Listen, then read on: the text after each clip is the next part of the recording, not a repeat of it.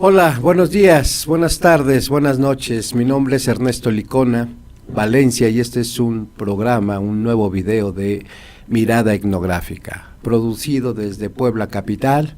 Y en esta ocasión vamos a platicar pues, sobre el carnaval zoque, y tenemos como invitada a la antropóloga Gillian Newell, que nos visita desde la Universidad de Ciencias y Artes de Chiapas.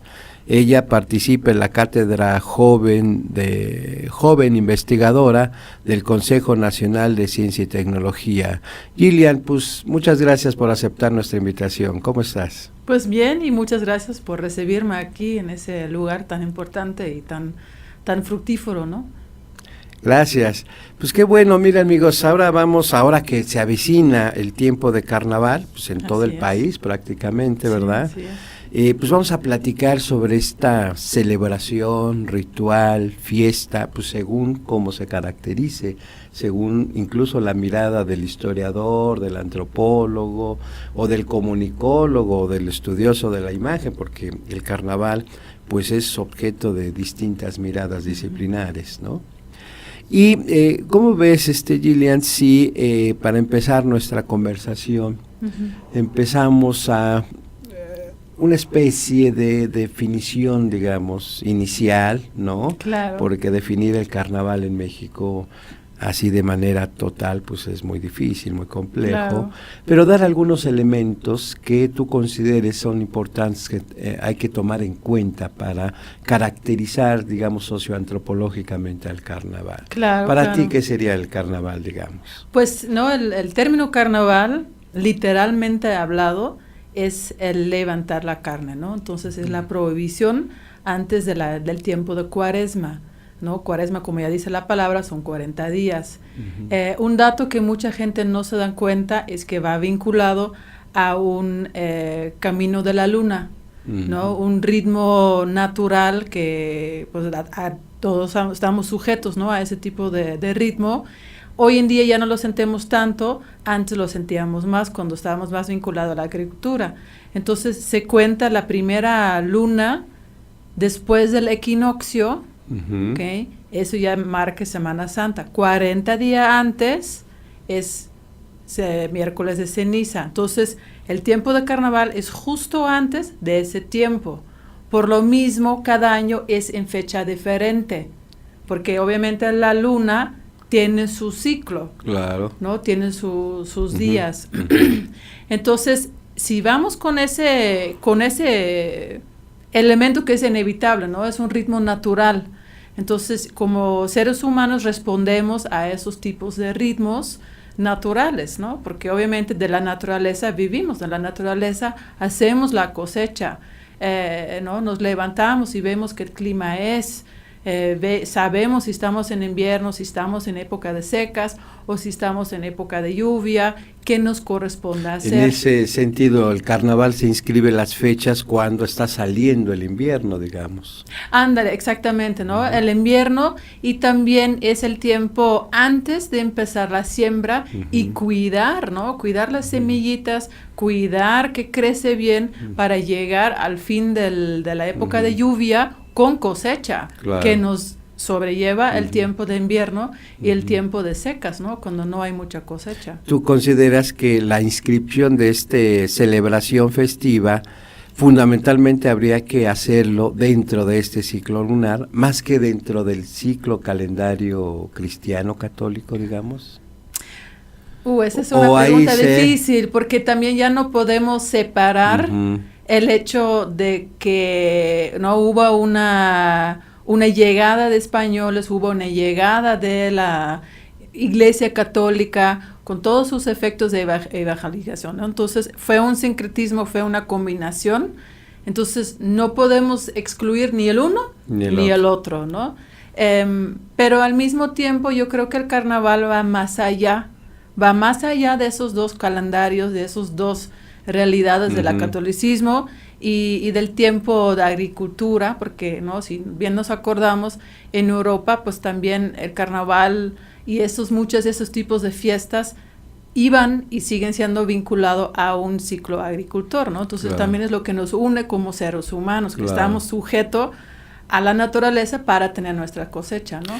Entonces, entonces el carnaval va más allá y es para mí en ese sentido, en México, para contestar esa pregunta inicial, ¿no? Un testimonio de sobrevivencia, ¿no? Y un testimonio de, sí llegaron los españoles, pero pudimos y seguimos, ¿no? Y esa habilidad que yo siento que es mexicano de buscar el buen lado a cualquier cosa. Oye, Gillian, ¿tú estarás de acuerdo en señalar que el carnaval, esta celebración, pues llega de fuera, llega de Europa? ¿O tú lo identificas con, digamos, antecedentes prehispánicos? Cualquier carnaval, cuando estudias carnaval, siempre lo tienes que anclar en el espacio y el tiempo donde estás mirando el carnaval. Entonces, en mi caso, que yo estoy mirando los cuatro carnavales en Chiapas, en la zona Zoque, que son Ocosocuautla, Copainalá, Tuxtla Gutiérrez y San Fernando, y hay más carnavales zoques, pero son los que pertenecen al proyecto. Ahí sí puedo decir que veo elementos prehispánicos. Hay una continuidad.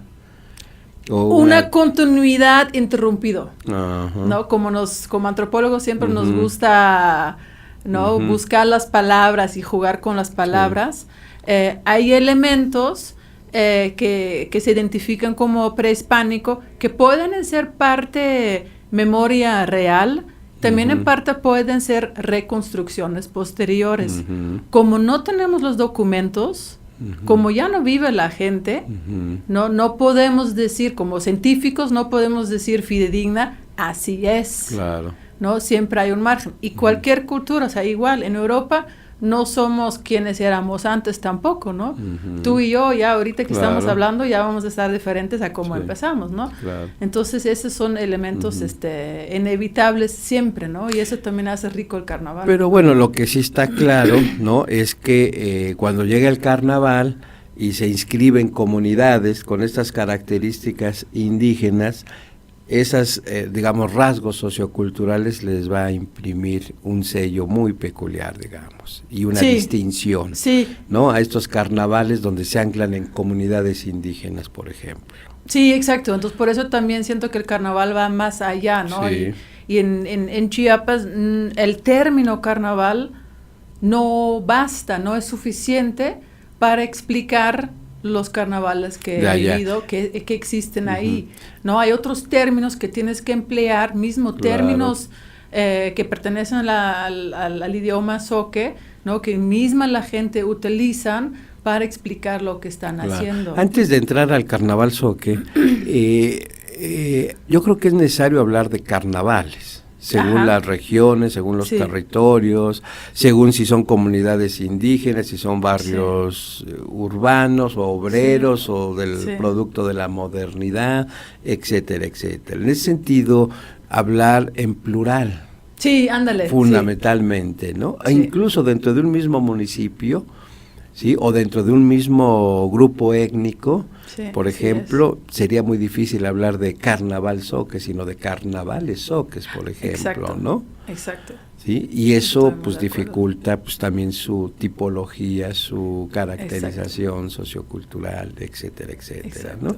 Entonces, yo observo, por ejemplo, aquí en la Valle de Puebla-Tlaxcala, la región Puebla-Tlaxcala, cuando menos 3, 4 regiones, ¿no?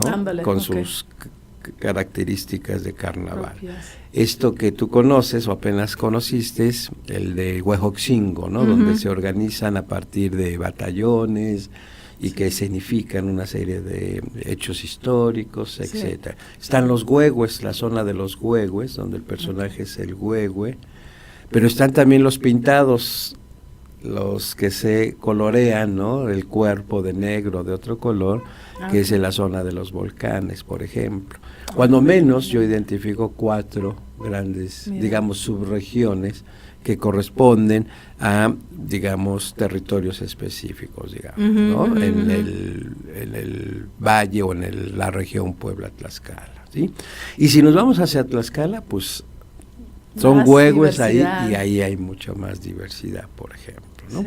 Entonces, estamos hablando de alrededor de 800 carnavales en la región Puebla-Tlaxcala. Creo que es una de las regiones de más cantidad, desde mi punto de vista, más cantidad de carnavales en México, ¿no? Sí. Pero bueno, regresemos al carnaval zoque, digamos. ¿Cuál sería esa palabra zoque que va más allá con la noción de carnaval o con el término de carnaval?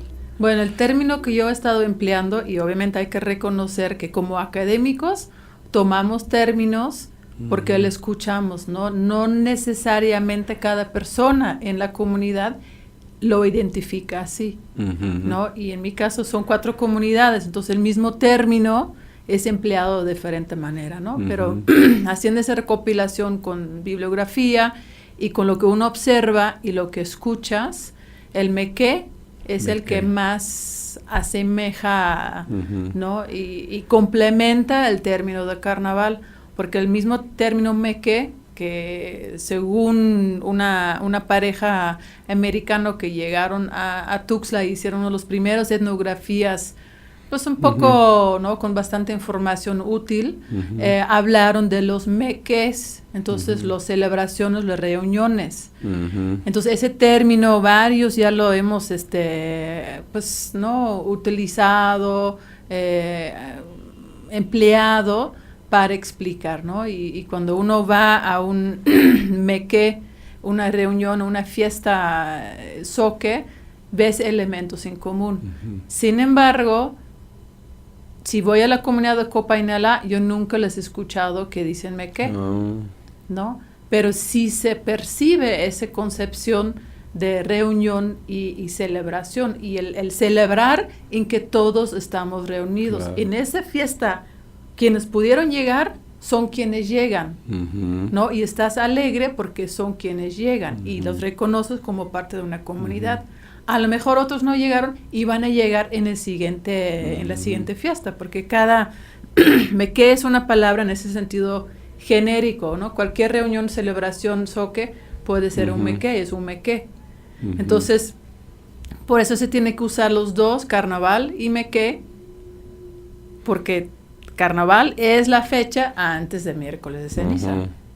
Y ese término mequé, ¿qué condensa, digamos? Supongo una serie de rituales internos, ¿no? Que dan cuenta de la importancia para la comunidad de la celebración, de la reunión. Sí, pues es ese concepto de que hoy en día nos visualizamos como viviendo en una ciudad o en pueblo, ¿no? Donde ya estamos todos reunidos. Tenemos una iglesia, tenemos una escuela, tenemos el doctor, tenemos la policía, tenemos, ¿no? Las casas, tenemos el barrio, la vecindad. Pero ese realmente, si vas al tiempo largo, es algo recién, ¿no? Ese tipo de vivencia. Si vamos a épocas más antes, tanto aquí en México como en otros lados del mundo, vivíamos más alejado el uno al otro, ¿no? Teníamos cada uno nuestro pozo, vivíamos en nuestro paraje, ¿no? Con nuestras familias, con nuestro linaje. Entonces, el punto de reunión era tal vez para intercambiar, para hacer trueque, o para ver los chismes, ¿no? O ver qué estaba pasando en el pueblo, ¿no? En el área al lado, qué tenemos que hacer para mejorar el flujo de agua, ¿no? Esos elementos. Entonces, el aspecto mequé tiene eso, ¿no? De reunir para ver cómo estamos, ¿no? Encontrarnos, y según cómo nos encontramos, estamos bien o hay que hacer algo, o siempre hay que ser alegre, ¿no? Entonces es un encuentro también cósmico, claro. No solamente de personas, pero también de estados de ánimo. Y exacto, o sea, estamos ahorita en este tiempo, entonces nos corresponde hacer esto y esto y esto, ¿no? Entonces el carnaval como mequé concentra todo eso, este estado de ánimo, se reúnen para un sentido, digamos, para convivir, para expresar algo. Sí. ¿Cuál sería ahí el sentido central del carnaval mequé, digamos? Pues el respeto, la reciprocidad, ¿no? Con los dioses, con el uno al otro, con la misma comunidad que te ha acogido, y también la alegría, ¿no? La alegría se hace en comunidad. se genera en comunidad, ¿no? Y estás en carnaval y pues cada uno cumple un papel, ¿no? Y cada uno es una imagen en el carnaval. Puede ser danzante, puede ser pozolera, puede ser que llegas, ¿no? Y tienes una plática. Estrictamente no hay personajes. Atavíos, máscaras. Sí, ¿no? Ahí vamos a la definición del carnaval, ¿no? Ajá. O sea, si vamos a la definición de carnaval, que es disfraz, que es inversión, yo diría que eso no totalmente va en acorde con los carnavales soques, ¿no?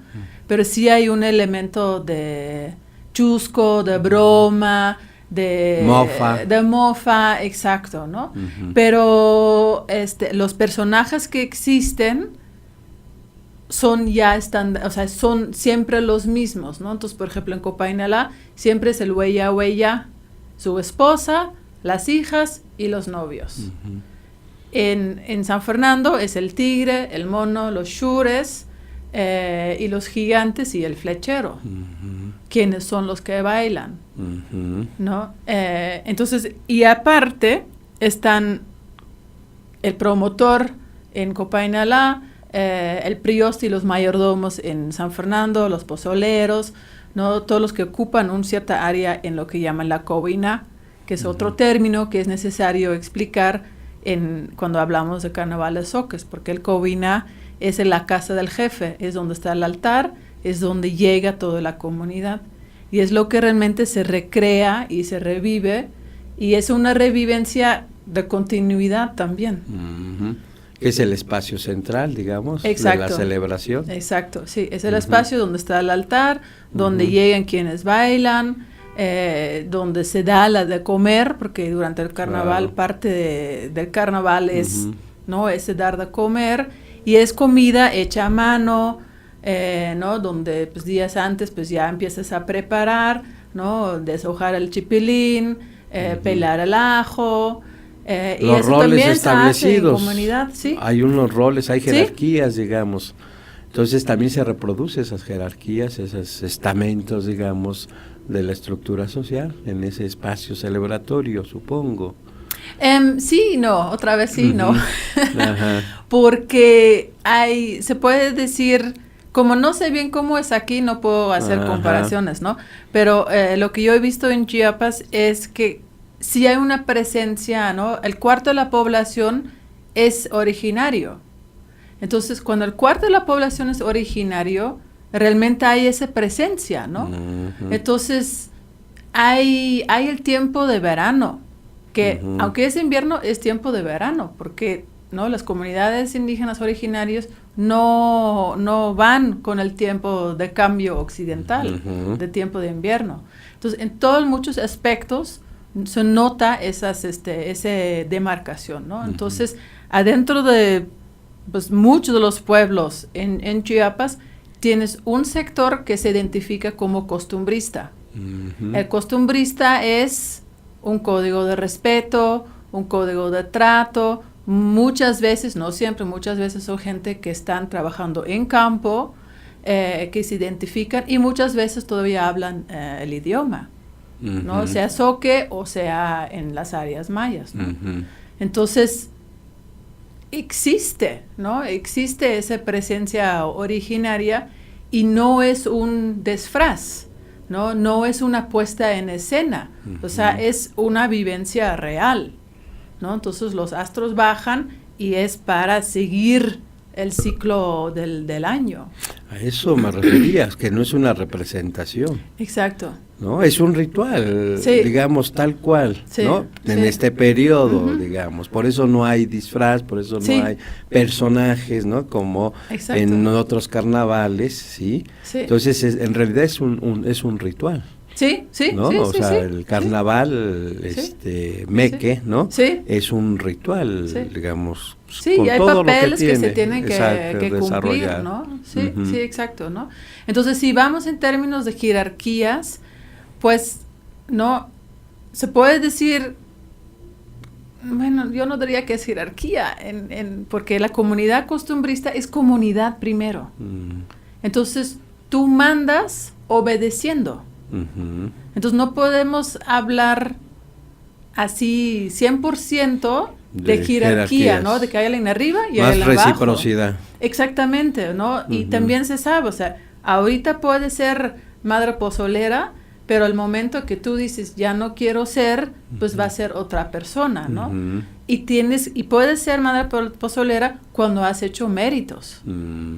Entonces no es ¿no? Ahora sí por tu bonita cara o por quién eres que vas a tener ese puesto, ¿no? Son puestos, cargos, ¿no? Son puestos, son cargos, servicios. Responsabilidades, estos servicios que se ha ganado a través de mostrar que estás listo, que sabes, que quieres, que sabes mediar, ¿no? Entonces es diferente, y es un poco la diferencia que en esos días de ponencias que he podido apreciar un poquito, que ¿no? Y supongo por la cercanía a México y porque aquí la población es mucho más numeroso, cuando tienes más números de gente, pues se empieza a establecer, ¿no? Exacto, jerarquías y puestos que son un poco más rígidos y menos fácil de intercambiar, ¿no? Pero tiene que ver mucho con si es una sociedad de intercambio recíproco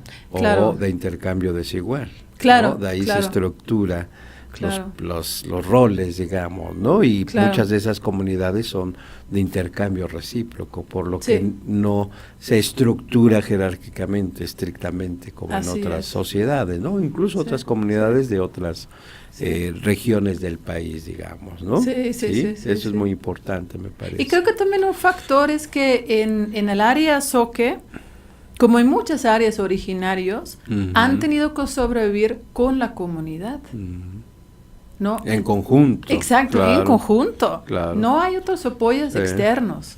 Entonces, por más arriba que tú puedes estar, tú sabes que necesitas cada miembro de tu comunidad, ¿no? Y es un compartir en ese compartir. Sentido, ¿no? Y también es un proceso de elección de quienes, porque hay gente que tienen dones. Entonces, esa gente que tienen dones tiene responsabilidad. Entonces, si tú naciste con el don de músico, pues vas a ser músico, ¿no? Y puede ser que tú, por tu don y tu habilidad, rebasas a otra persona que tienes menos don. Pero la sociedad lo reconoce, que tú fuiste elegido en sueños y por los dioses por tener ese don, y tienes la responsabilidad. Y el reconocimiento de la comunidad, ¿no? La legitimidad, digamos, de la comunidad, porque naciste con el don, ¿no? Pero lo tienes que mantener. Porque si haces mal trabajo, ya pierdes ese prestigio, esa legitimidad, ¿no? Fíjate qué interesante. Pues ya para cerrar, porque se nos termina el tiempo, Gillian, ¿qué reflexión podrías compartirnos en relación al Carnaval Zoque? Algo así que digas, esto es el Carnaval Zoque, o que nos quedemos, digamos, para la reflexión sobre el carnaval en general y en particular sobre el Carnaval Zoque, digamos. Claro, pues primero yo quisiera decir que, ¿no? En los 4 años que ya he tenido ya el privilegio, y agradezco mucho a las comunidades por haberme recibido, es algo maravilloso, ¿no? Obviamente como antropólogo siempre te enamoras con tu, ¿no? objeto de estudio, pero ha sido más que un objeto de estudio, o sea, realmente es una aceptación y es un compartir, y yo creo que en ese sentido el tema de carnavales es algo que tiene muchísimo que dar y tiene mucha importancia, ¿no? Y uno puede decir, pues estás muy sesgado y estás ya enamorado con tu tema de investigación, pero ya lo decía en mi ponencia, ¿no? El Bonfil Betaille tiene ese concepto de México profundo, y creo que muchas veces lo hemos visto en buenos términos, pero también en términos negativos. Y yo siento que el carnaval tiene ese potencial de dar un giro, porque es un testimonio de la sobrevivencia, de saber manejar situaciones de opresión horribles, ¿no? Claro. Y por mucho tiempo. Entonces yo creo que esa parte, y por eso la documentación es muy importante, y reconocer, ¿no? las diferencias entre todas las carnavales, y verlo por ese valor comunitario, ese valor, ese histórico, deseo, exacto, de continuidad, esa habilidad mexicano originario de sobrevivir y dar el buen cara a la vida, eso es lo más importante. A pesar de las condiciones, digamos, de desigualdad, conquista, etcétera, dominación, siempre hay esta fase, digamos. Yo tengo muchísima admiración por quienes he conocido en las comunidades zoques por su habilidad de siempre ver el lado positivo, ¿no? Claro. Y dar ese mensaje también a ti.